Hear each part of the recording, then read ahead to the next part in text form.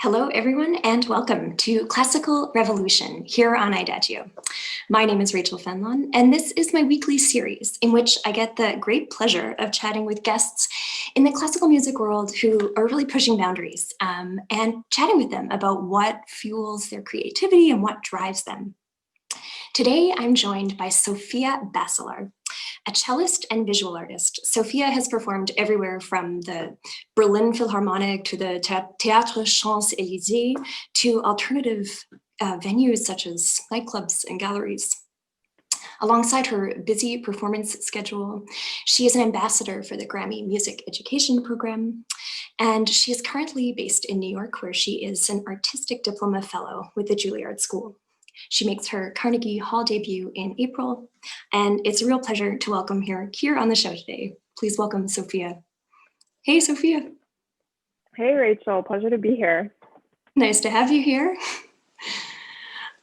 Sophia, I'd love to just begin by asking what your earliest introductions to music were and whether there were any particular musical moments that jump out to you. So it's funny because actually my first human memory was the day I got my cello, which was when I was 2 years old. So what happened was my father was a cellist who later became a violin maker. So I actually grew up surrounded by instruments. My father, basically, when I came home from the hospital, the first thing he did was put me down on the floor and played for me. And according to them, I've just always been captivated by the cello, and I wanted one since before I could talk. So I started when I was 2. And it's always interesting for me to think that there was no life prior to that, at least in my memory. So it's almost like life without music never existed. And so it's been such a central part of my life. It was almost like there was never a question of, do I do this or not do this? It was just kind of, what we did as a family. And in fact, it's really funny because I remember when I was probably 3 or 4, I went over to a friend's house for my first ever play date. And when I came home, I actually told my father, like, I didn't see her shop because I just thought everybody had a music shop in their house. Wow, that's amazing. So was your mother also a musician or? No, my mom was a psychologist, but she's always been a really big music and art lover. Okay, wow. And then, so what was the trajectory like from that early music point? I guess it was always super clear you were going to be a musician, but what was that path like for you? I know you've lived in a lot of different countries, for example. Kind of. Yeah, so it's funny because music, I realize this now, it's kind of led me all over the world. I started actually in New York City at Juilliard in the pre-college when I was 10. And again, all these things happened without me really understanding them at the time. I didn't even really know what Juilliard was when my parents took me for the audition. I actually remember I really wanted to see the Da Vinci Code, which was coming out it must have been 2006, actually. So my mother told me that she'd take me to the movies if I took this audition. And all I remember was it was like 8 a.m. and I would never take an audition at 8 a.m. at this point in my life. But as a kid, I was like, okay, sure. I just go into this room and play for these people, and then I get to go to the movies. And then I started. And so I was there for 6 years. And actually, when I was 15, so I was homeschooled. And I had a really flexible kind of bohemian childhood where my parents sort of left me alone and let me kind of explore and do whatever I wanted. And as long as I passed all my exams, they were cool with it. So I kind of spent a lot of my time just reading and watching films and exploring and doing whatever I wanted. And so when I was 15, one day I woke up, and I think it's definitely the result of all the art films I used to watch. But I just had this thing where I said, okay, I need to move to Paris. So I figured out that if I convinced my parents that I could get into the conservatory, they'd let me go because they weren't just going to let me pick up and leave to Europe. But that was kind of my plan. So I auditioned for the conservatory so that I could move to Europe, and I ended up staying there on and off until I was 22. So I lived in Paris and then in Berlin, and then I came back to New York to do my artist diploma at Juilliard, actually. Oh, wow. I mean, that's such an amazing story, especially, I mean, it like discovering you as an artist, in like preparing today. I'm like amazed how creative you are. Like you're also a visual artist and you're also doing a lot of projects. And so it like interesting to hear the homeschooling background, and probably that played a huge factor in, would you say, in having that like very creative approach as a classical musician? Yeah, definitely. So it was interesting because all of these things, music ended up being the central focus, and it is what I studied in conservatory for all these years. So um, it kind of took the forefront of all the different things I was exploring. But along with music, I was painting and doing visual arts since I was a baby because my grandmother was an artist, and so first I learned everything and studied with her, and then later I actually studied. I'm half Chinese. I studied with a Chinese painter who taught me calligraphy and watercolors. And then eventually I was studying at MoMA as a teenager. And actually, it's only now that I really start to realize how many of these things that happened when I was a child and a teenager, especially during my time at MoMA, influenced my thought and my work. And it's funny because I was actually just thinking about this yesterday, because now I've done a lot of work with dance over the last year. And I was thinking back because like someone asked me when I initially had the idea to work with dance. And I thought it was a couple years ago, but actually I realized it was about a decade ago when I was at MoMA. And I had, for one of our final projects for this course I was taking, we had to create a work. And originally what I had planned to do was do a short film, which I also studied composition at Juilliard during pre-college. So I was planning to compose this original score and have a dancer dance to it. And what actually happened was, due to a family situation, I ended up not being able to produce the visual part of it. So it ended up just being an audio work. But I had actually planned to work with a dancer, and actually found the email chain from about 9 years ago where I had, planned this whole shoot. So that was the inception. And actually, a lot of the interdisciplinary work that I realized was possible happened when I was at MoMA, because I remember in 2011, I think, they had an exhibition all about sound. And I have this memory of putting on a headset in the exhibition and hearing Empire State of Mind by Jay-Z, and just having this sort of click where I realized that, music, it could also be presented in a museum setting, in a gallery setting, and that it didn't have to stand alone as this sort of, the way we kind of are trained as classical musicians is we think that to enjoy a piece of music, we have to enter a hall, sit down, start at the beginning, and stay till the end and leave. And what I loved about this gallery was that essentially you could go and pick up different headsets, which were all, continuously playing these pieces of music or these songs, and kind of drop in at any moment and experience it, and then stop and then experience something else. And that's when I realized that there was a way to listen to music that, I don't want to say takes away the commitment of sitting in a concert, because there is something really powerful and really important about, actually listening to a full-length work and a full-length performance. But there's also a possibility to expose people to new things. I remember I was never a big hip hop person before this experience, but ever since I, heard Jay-Z at MoMA, I became this huge fan of hip hop, and I've listened to tons of it throughout the years. And it was something that it just kind of caught me unawares in this moment. And that's something I would love to do more with classical music, where, I've done a lot of pop-up performances, because I think that taking away this pressure and this feeling of, you have to sit down for an hour and a half to experience this is really, it's much less intimidating to people who aren't used to listening to classical music, and it takes away a lot of the pressure. Definitely. I love that. I think it's also like, what you're saying also makes me think about context as well. Like sometimes we need to hear music in a different context to be open to it. And it's funny because a lot of people who are maybe not drawn to classical music concerts would be in a contemporary art gallery. So it's like, yeah, it's just kind of reimagining. I love that. Yeah. Yeah, sorry, no, go ahead. No, please.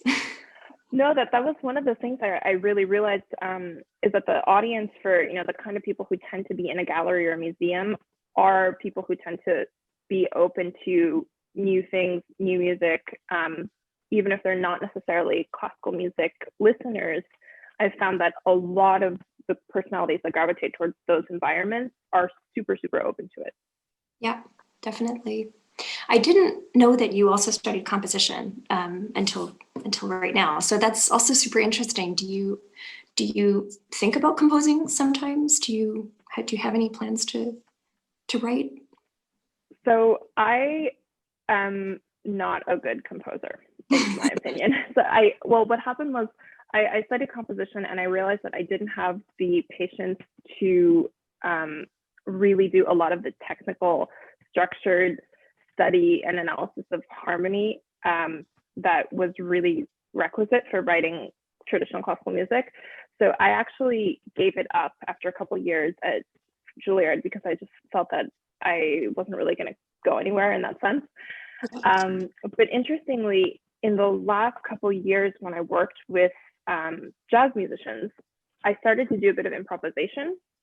And I realized that taking away that sort of structure and pressure of having to write something in what's considered correct classical style really freed up a lot of my ideas. And so I've done a bit of improvisation over the last couple of years in performances. And it's funny that you mentioned that because I just got a grant to produce a short film, which will have original music. And so it's actually the first time I'm kind of going back to this after a really long time. So I'm a little scared, but I have about half a year to work on it. So we'll see what I come up with. Oh, wow. Congratulations. That's really cool. Thank you. I would love, kind of circling back to this experience of taking music in different venues and the interdisciplinary aspect of what you do in your projects. What is the audience reception like for you? Like, do you notice, I'm curious if you relate with your audiences differently in these settings and how. Yeah, well, it's really interesting because even the word interdisciplinary, it's a word I never used until everyone started applying it to me. And then I realized that what I was doing was interdisciplinary. But for me, there was never really, for me, it's all expression, right? So there's visual art, there's writing, there's film, there's, music or dance. And essentially what we all do as artists is we try to elucidate the human experience. So it's all a realm of sort of subjective realities and subjective truths. And I find that in terms of audience reception, it's been generally very, very positive. The only time that I've gotten any sort of resistance is actually people who are very, very deep classical purists who just think that, classical music should stand alone and it shouldn't have all these other added elements, which is completely, I don't have any arguments with those kinds of people because that is the way that I consume a lot of my classical music and that's the way I perform a lot of it. And I absolutely think that if that's the way you want to experience it, that's totally, totally valid. But I find that the people who have been present in my performances tend to be people who actually aren't traditionally classical music listeners, or they're not people who are kind of very, very exclusive classical music listeners. They're people who listen to it, but they're also very, open to and aware of a lot of other genres and a lot of other forms of, art. Yeah. You have a large online presence, and I had a couple of questions because it's quite amazing to witness. I'm like, what do you feel like first of all, how does that online presence shape you as an artist? Like, what have been some of the takeaways from kind of building this, I don't know, community online? I mean, it's so fascinating to see classical musicians take on that virtual world. So yeah, it's really interesting because so I used to be super resistant to social media because I was really scared of putting anything out there. And for years also, I think classical musicians who tended to use social media in a certain way were kind of deemed not serious classical musicians. So I remember a couple of years ago when I first started posting videos online at the suggestion of several of my friends, I met a lot of resistance. A lot of people basically, for a long time, people called me an Instagram cellist. I don't know what that is, but so it kind of became this label, like Sophia's, the word Instagram was tacked onto my name a lot, which was, it was really what was important to me. I didn't really so much care what other musicians or other people in the community thought. I was just glad that I had a way to reach people. And what I actually found was really fascinating was, for the first time, I could gauge an audience's response to things in a very short period of time. So I quite like that interaction. I like, getting feedback from people. And also I like the fact that, with social media, it makes artists very accessible. And I know some artists really don't like being accessible to people, but I've always been really happy to, interact with my followers and anyone who has any questions. So there used to be a time when I answered every single DM. These days, I don't answer all of them because it does take a lot of time. But I've always been, if someone really wants to reach me, they can, there are ways. And I've met a lot of really amazing people online. I've actually made a lot of connections with other artists as well. That's another thing. I think it creates a community. And, especially in a time like now, because of COVID, I can't imagine, we probably wouldn't have been doing this if social media weren't a thing. It's really helped to keep the community alive and keep people connected. So I'm very grateful for, its presence. Of course, it can be, I think what's the danger of social media is that there was a time when I felt like it sort of overwhelmed my even just day to day because I felt this pressure to constantly be engaging. And actually, I'll admit, during the last 9 months now of the pandemic, one of the things I've secretly kind of liked is I've sort of stepped away a little bit. So I don't post as much as I used to, and I don't engage as much as I used to. And it's been nice because now I've had a lot of time to sort of work on my craft away from the internet. So I think, there's a balance. You need to also have your time to yourself. Yep. I think that those are a lot of great points because, of course, it's easy to say, it's easy to sort of box it in one place and say it's not, or I guess sort of discriminate against social media. But I actually agree with you myself. Also, I think it does give you a sense of community, especially at this time. And it's also, like you said, it's a direct way to speak to people, and especially people you might not usually meet in a classical music concert or what have you.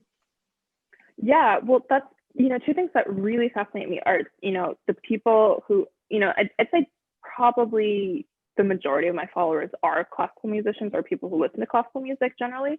But I've also had tons of messages and tons of response from people who normally don't. And it's another way for people to kind of stumble upon something, the kind of people who it's a much lower sort of barrier to entry to watch an Instagram video than buy a ticket to Carnegie Hall. So it's definitely, I've reached people. I'm sometimes really amazed and surprised at some of the messages I get there from people you really wouldn't expect in that kind of setting, which I always think is kind of like the fault of the classical music community. I don't think we've been very inclusive. I think it's always been, one of my issues with the way classical music has been presented in the past is that it is very elitist and it does sort of alienate a lot of people who love the music but just don't feel welcome in a traditional concert hall setting, which is actually another reason why I do so many performances outside the concert hall, because it's just a way to,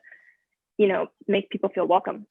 Yep, exactly. And it's also, I think it's also a fair or a relevant kind of scope of what music is in the 21st century. Like, we're not just listening to our music in a concert hall the way we would have 200 years ago.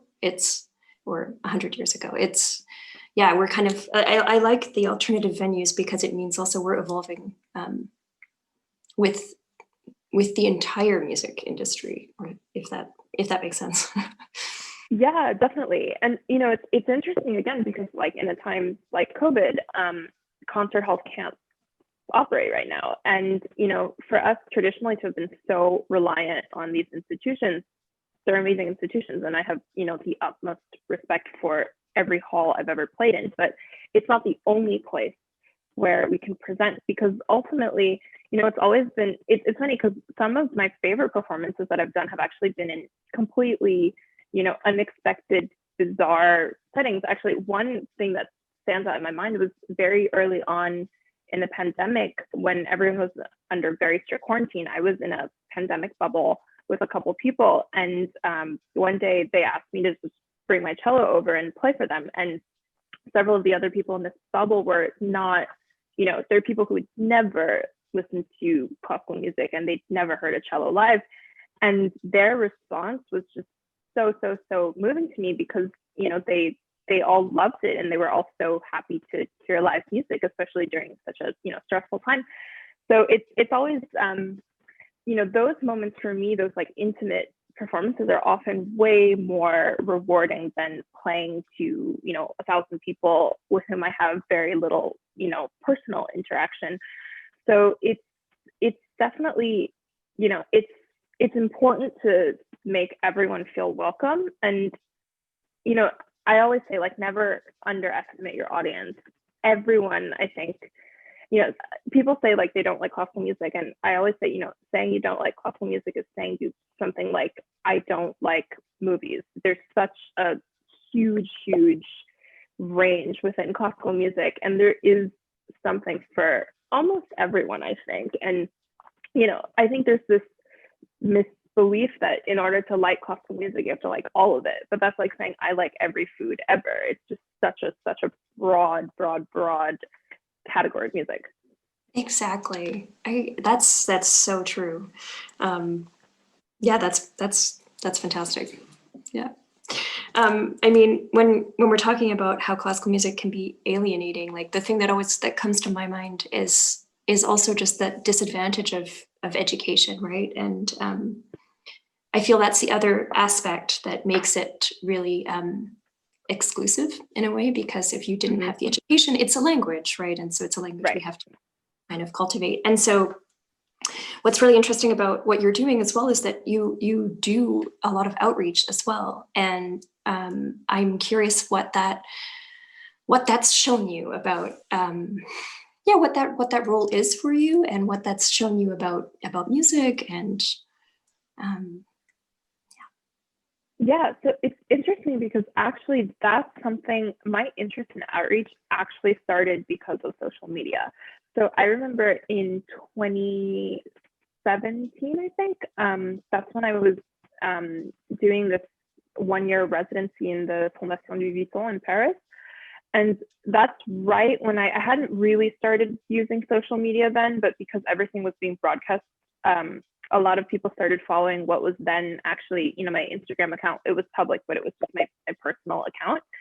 And I started getting all these messages from people around the world. And what was interesting to me is I expected the majority of messages to come from, the States and Europe, because that's when and maybe Asia, because that's the general classical demographic you think of. Yeah. But what was fascinating to me was, I'd say maybe 80% of the messages I got were actually from countries you wouldn't expect where you wouldn't expect to have a classical music audience.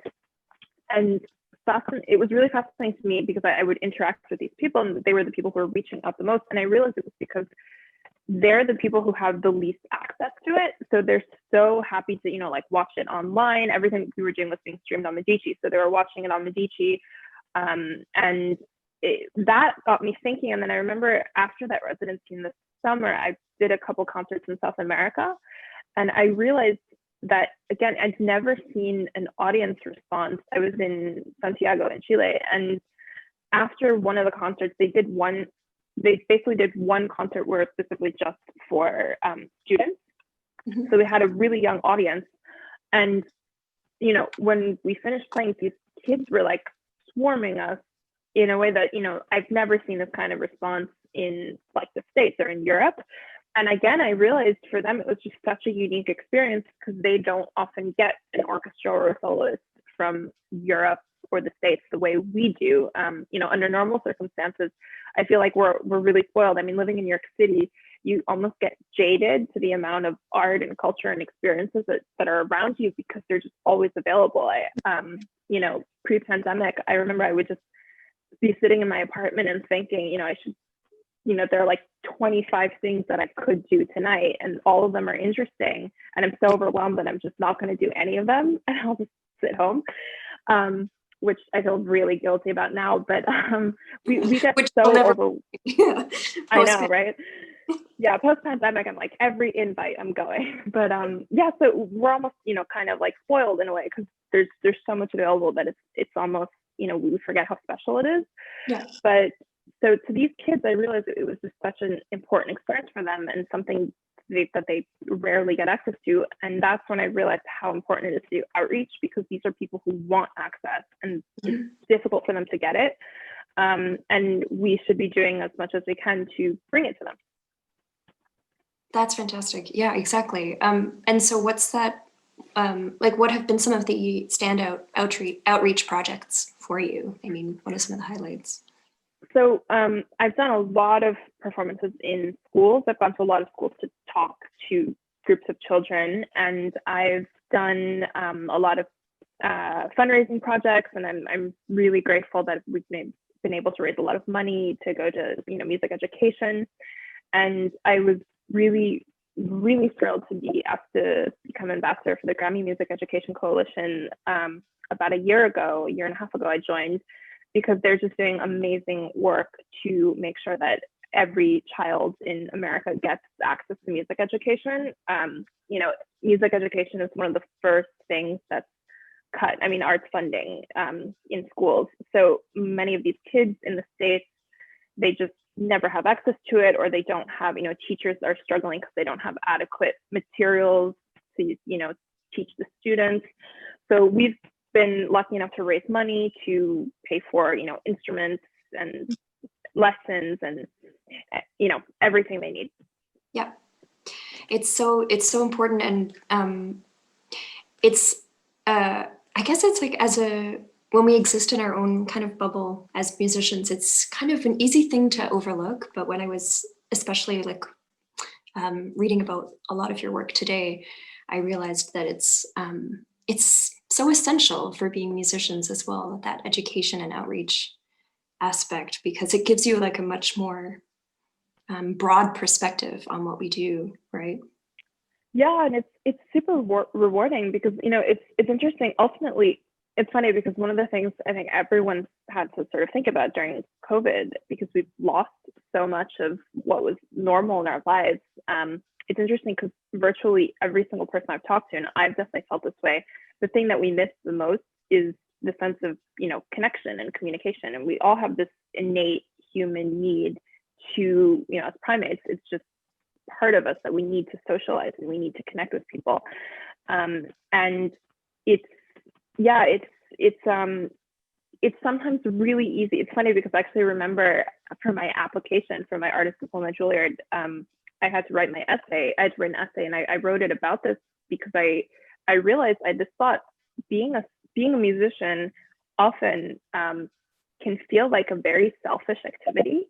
Yeah. I mean, it's very self-centered in a sense. What we do is very much about us, and it's super, especially just in the sense that we practice alone for hours and hours every day. And I had this sort of actually kind of like personal crisis a couple years ago, around the time when I was writing this essay, when I realized, I was like, oh my God, being a musician is the most selfish thing ever. Being an artist is the most kind of like selfish, self-indulgent thing. I'm not doing anything for anyone. I'm not contributing in any way. And, that was one of the things that also during the pandemic at the beginning, when everything was kind of being labeled as essential and non-essential, and everything in the arts was, non-essential, I really questioned what I was doing with my life. And I thought, I've done nothing to really, contribute to society. What I do is not that important. It's all about me. I'm just playing for myself. So I think it's really important to think about how it can contribute to other people's lives, and not just be super focused on our own crafts, which I think a lot of us tend to do. Yeah, and I think it can be really hard to know, because I can really relate with so much of what you're saying, and I think the difficulty for me is always, how does that social responsibility that I feel and want to understand, how does that manifest? How can it? But I think, but really, I think outreach is a great place to start, because you're kind of going to the very basic base of the kind of the beginning, the youngest generation, and the education, Yeah, and it's always super important to me. One of the reasons also why I'm so open to the idea of helping people is I've been helped tremendously throughout my career. I'm so lucky. I've had incredible mentors. I've had people who were really, really generous to me. And also just thinking back on, I was lucky enough to be born in a country, in a family where I was given an instrument. They paid for music education. I had access to all these things. But my father, he came to the States as a teenager as a Cuban refugee. And his story with music was much more of a struggle, in the sense that he had to work odd jobs to pay for his music lessons. He didn't own an instrument until he was in his 20s. And actually, ironically, that's how he became a violin maker. At one point in conservatory, he was tired of borrowing instruments. And so he kind of in the Cuban spirit was like, I'll just make one. And everyone thought he was crazy, but he actually made his own cello. And then he started doing more and more with violin making. And then that sort of took over his life. But when I just think of how much he had struggled to even, he had to make his own instrument, I feel very, very blessed. I realize how important it is to be able to give back and provide whatever opportunities, whatever help and support I can in the position that I'm lucky enough to be in. Exactly. I love that. It's that's so inspiring. Yeah, I get, one of the things I have enjoyed chatting with guests on the show about a lot is also the idea of like what risk taking is as a musician. And I thought today I would love to hear your thoughts on like how you feel risk taking like pops up in your work or being on stage, and what your thoughts are around taking risks, how that manifests. Yeah, well, it's a big thing, and it's something I think about a lot, because I think it's interesting. I remember, because I've been playing for so long and I performed a lot as a kid. I never had stage fright until I was 13, and it's a very, very clear. I've thought about this a lot, and I've gone through therapy for it. But I remember, when as a kid, I loved performing, and for me, it was just this way of communicating and engaging, and I loved being able to sort of present to people. And then what happened was I went to my first international competition, and I did not win, and I got very harsh criticism from a couple of people. And after that, my self-confidence just, was decimated. And for the next couple of years, I was super, and I'm still in the process of undoing this. Musically, I became really, really closed up. And I, for years, kind of struggled with this whole trying to find the freedom that I felt as a kid. And I would definitely take risks as a, young musician. And finally, what it really comes down to is fear. And I think for most of us, it's this fear of what other people think and what other people are going to say.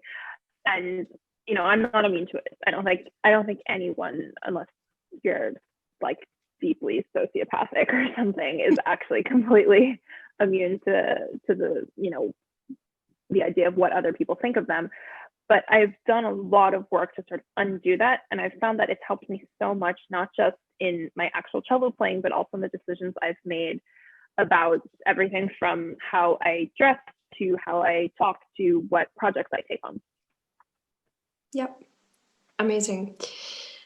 Sophia, thank you so much for taking time today and for this chat and just to share a little bit about your journey. It's been so nice to have you here. Thank you for having me. It was great to chat with you too. I would love to ask you the last question that I usually like to finish with, which is sort of hence the title of the show. How do you feel music can be revolutionary? I think music is revolutionary when it manages to truly touch and move the people who listen to it. Because it's kind of like this whole, if a tree falls in a forest, you know, did it really happen? As a musician, we're reliant upon an audience, because ultimately, you know, the ultimate sign of whether something is powerful or not is if it manages to touch someone. So that's kind of what I always strive for in everything I do. So it's touching people, and doesn't matter how many or who, or just that connection. Right. Yeah. Beautiful. Well, thank you so much for joining us today, and I'm wishing you all the best and over the holidays, and you're in the States right now. That's right. I'm in the States right now. Yeah. Okay. So wishing you all the best. Thank you so much, and take care. And for everyone who tuned in, to see you again next week. Bye, Sophia. Thank you.